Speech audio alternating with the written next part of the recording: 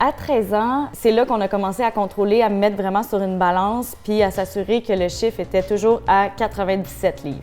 Le monde du patinage artistique, c'est extraordinaire, mais je pense pas qu'on peut s'imaginer que l'envers de la médaille, ça peut être très bas, très sombre.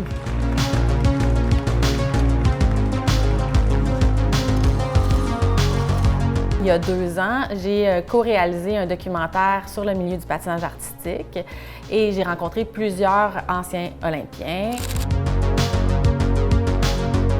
Dans ma liste, il y avait Juliane. Puis Juliane, elle avait complètement disparu. Après plusieurs tentatives, j'ai réussi à joindre Juliane et c'est là que j'ai compris toute la détresse qu'elle vivait là, depuis les dernières années après les Jeux olympiques.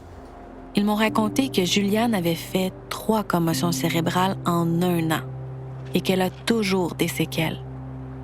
Puis même blessée, on lui demandait de perdre du poids. J'espère qu'avec le livre aussi, on va être capable de comprendre et de ne pas reproduire ce qui s'est passé. L'obsession du poids dans le patinage artistique, c'est une ligne vraiment fine. Ça limite les blessures et ça permet des performances optimales, si on veut. Là où on dépasse, c'est quand le poids devient très contrôlé. Moi, j'ai reçu plusieurs témoignages dans les dernières années des athlètes qui me racontent avoir développé des troubles alimentaires en raison du patinage artistique.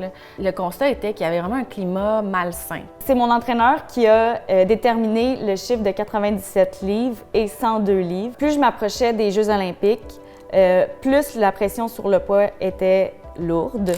Elle nous terrifiait la balance à un point tel que j'allais faire pipi, j'arrêtais de boire, puis je mangeais pas pour aller me faire plaisir. Puis physiquement, ça a eu quand même un impact parce que tu as eu tes menstruations très tard. Oui, je les ai eues à 19 ans.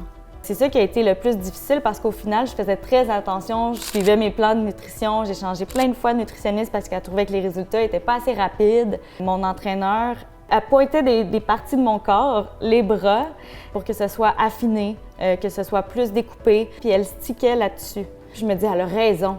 Elle est allée 6 fois aux Olympiques, elle le sait. Est-ce que tu penses que tu aurais pu aller aux Jeux olympiques sans ton entraîneur? Non. Mais je suis un petit peu poquée. Comment ça va aujourd'hui, Julia? J'ai des nausées 7 jours sur 7. Je suis pas capable de me faire à manger encore chez moi. Je suis pas totalement autonome parce que le mouvement de mes yeux m'étourdit. En fait, je fais rien. On dirait que je suis retournée en enfance où je pouvais pas conduire, je pouvais pas rien faire, puis je faisais tout avec mes parents. Je ne peux pas regarder les écrans encore à ce jour. J'ai des nausées, puis ça peut rester pendant 3-4 heures. Aujourd'hui, je suis entraîneur à l'école où j'ai patiné. Puis, il y a de bons athlètes qui se confient à moi. J'essaie de faire partie du changement, évidemment. Les jeunes ne sont plus pesés par les entraîneurs. On les envoie vers des nutritionnistes, puis on laisse ça aller avec les parents aussi et les buts de l'athlète. Ce que j'aimerais dire aux jeunes athlètes qui ont le rêve olympique mais qui ont peur de mon histoire, c'est vraiment de définir quelles sont leurs limites, puis d'être vraiment maître de leur succès et de leurs décisions.